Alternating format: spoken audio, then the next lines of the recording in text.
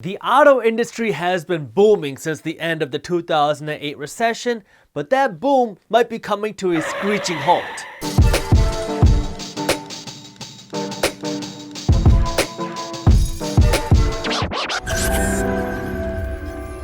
What's up everybody, I am Jasprit Singh and welcome to the Minority Mindset. This 2020 crash has hurt a lot of industries. Real estate, restaurants, oil, travel, but there's one industry that's been quietly bleeding a lot of cash. Cars. Whew, and I thought you were gonna say Gucci. Whew. The auto industry is being shaken up with the demand for buying cars falling faster than the value of a brand new car. And we're also seeing issues in the car financing space, and these issues, which I'm gonna talk about, might be an indicator as to what's coming in the economy, at least in the auto market. That's why in this video, we're gonna be talking about the auto bubble, so make sure you watch this video until the end, that way you don't miss any key details. But before we get into that, hit that thumbs up button below, because if you don't, then YouTube doesn't share our video with anybody else. Subscribe to the Minority Mindset YouTube channel, that way you don't miss our new financial education videos every single week, and hit that little notification bell too, because if you don't, then YouTube doesn't let you know when the new videos are released. The best way to understand what's happening is by looking at the past. So let's start by looking at the 2008 auto bubble that burst. Everybody remembers 2008 as the real estate crash,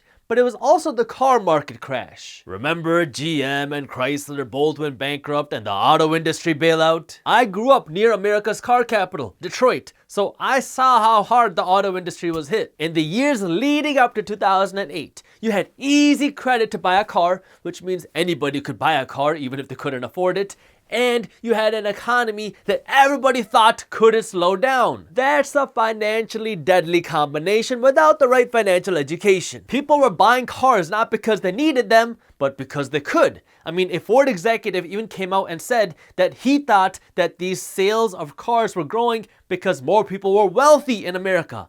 But it turns out that, quote, this wealth was fake. When the economy started to collapse in 2008, millions of people lost their jobs and lots of companies went bankrupt. Then, not only did people not have money to make their car payments, but banks and financing companies made it harder for people to get a car loan. So nobody was buying cars and people weren't making the payments on their cars that they did have. This devastated the car industry, and the big car makers like GM and Chrysler were forced into bankruptcy. Now in 2020, we're seeing something kind of similar with subprime loan delinquencies and a shrinking demand to buy cars. Let's start with the financing delinquencies. For almost a decade now, car dealers found a way to make 5 to 10 times more money per car. Want to know their secret? It's simple. Here, I'll tell you. Sell cars to poor people. If you're subscribed to our YouTube channel, you know that financing a car is a horrible financial plan 110% of the time. And if you're not subscribed to our YouTube channel, you should do that. Well, if you make good money and you have a good credit score, you could get a car loan for around 5% interest. If you're poor and you don't have a good credit score, well, you get to pay me 13 to 20% interest on the same car. If that sounds crazy to you, then you might want to buckle your seatbelt a little bit tighter, because this is gonna be a bumpy ride. Over the last 8 years or so, subprime auto loans, which are loans made to people with bad credit, became very popular. Like right now, almost 1 in 4 auto loans out there are subprime. The thing is, nobody sees a problem with this when times are good. The financing companies love it because they make huge profits. I mean, they're making 20% interest for every dollar they loan out. And the car dealers love it because they get to sell more cars and they get huge kickbacks when they sell one of these subprime loans.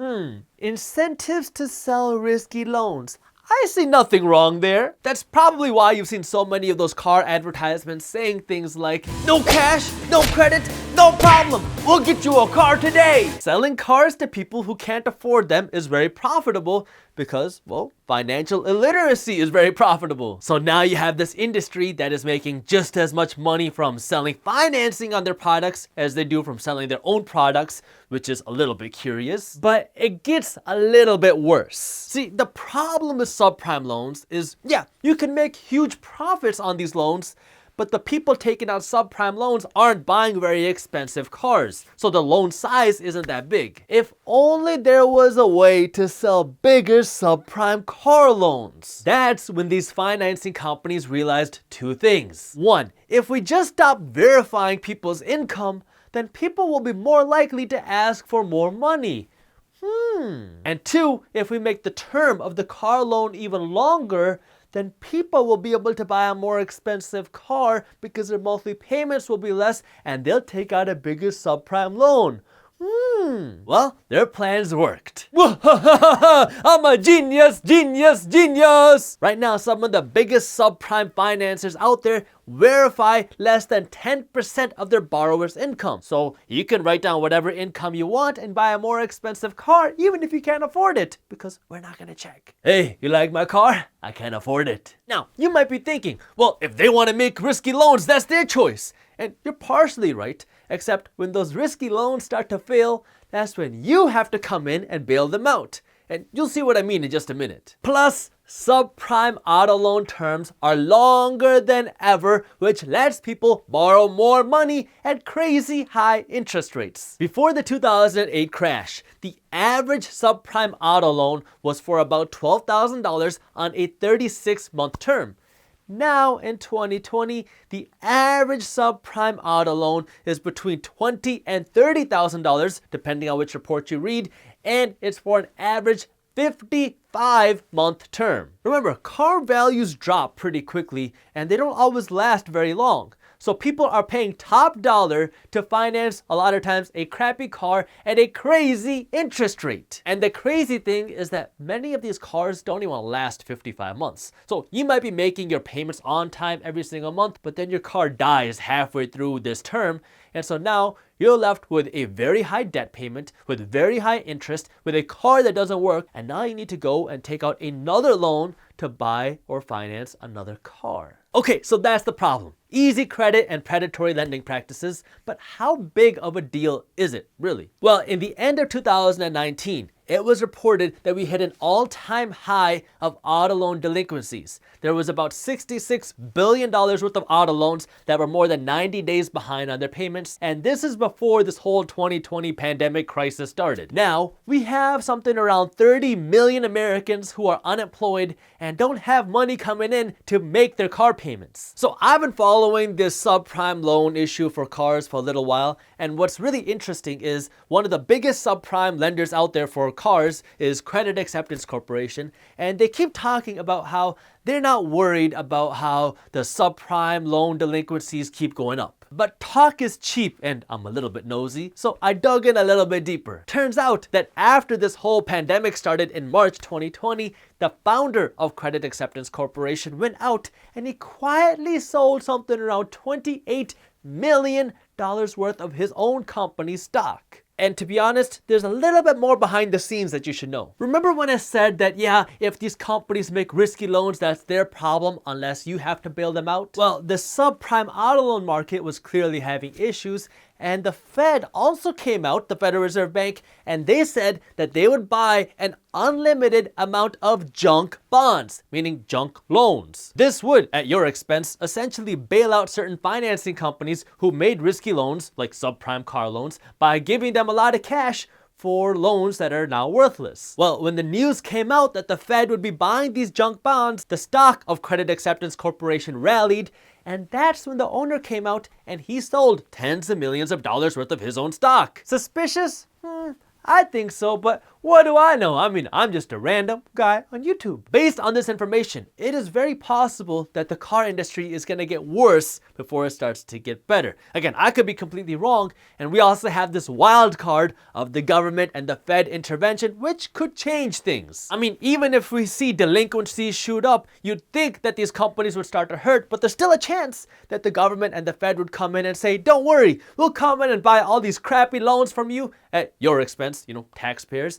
And so that makes things a little bit more difficult to predict. The next thing you need to understand is shrinking demand, which I'm going to talk about in just a second. But if you are interested in staying up to date on the top finance and business news like this, well, that's why we created the free Minority Mindset newsletter, where our team first breaks down the top finance and business news, and then we show you how this news affects your wallet. That way you can be smart with your money. Our team delivers this newsletter to your inbox every morning at 7:30 a.m. and it's completely free, and you can subscribe to our newsletter by clicking the link up here or by clicking the link in the description below. By the way, our financial news emails are different from our financial education emails. When people are scared of a recession, or they're scared of losing their job, or they're scared of getting sick, they get scared to spend their money. And the two things that people immediately stop buying are their dream house and their dream car.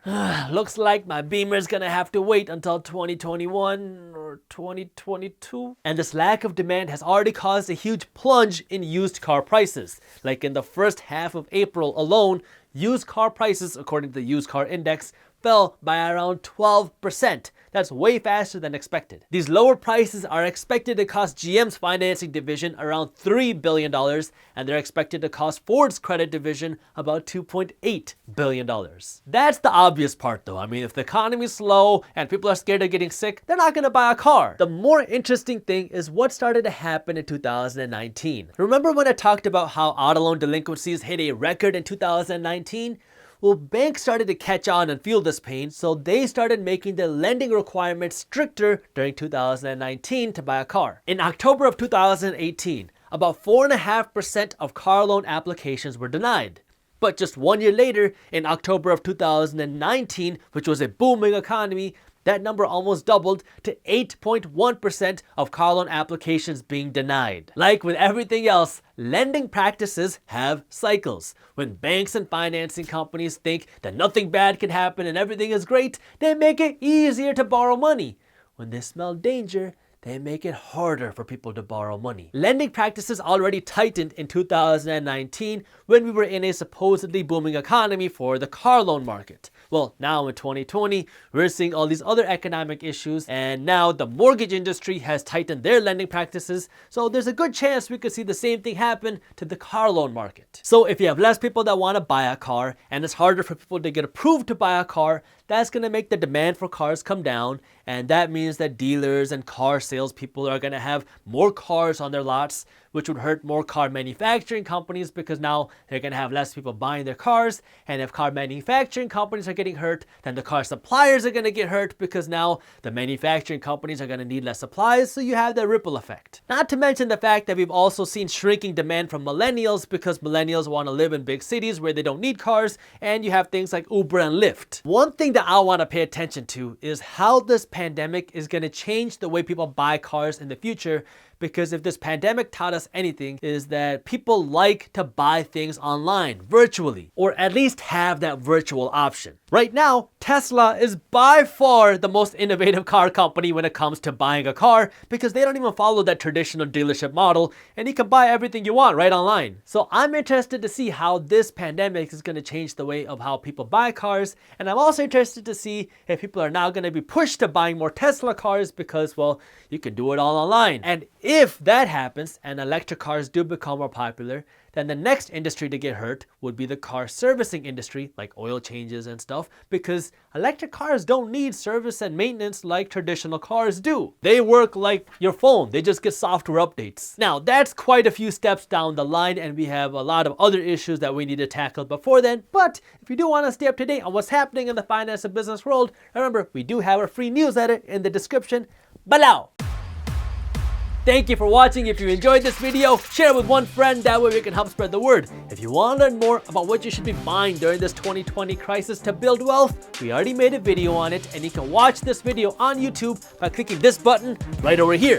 Thank you for watching, and as always, keep hustling.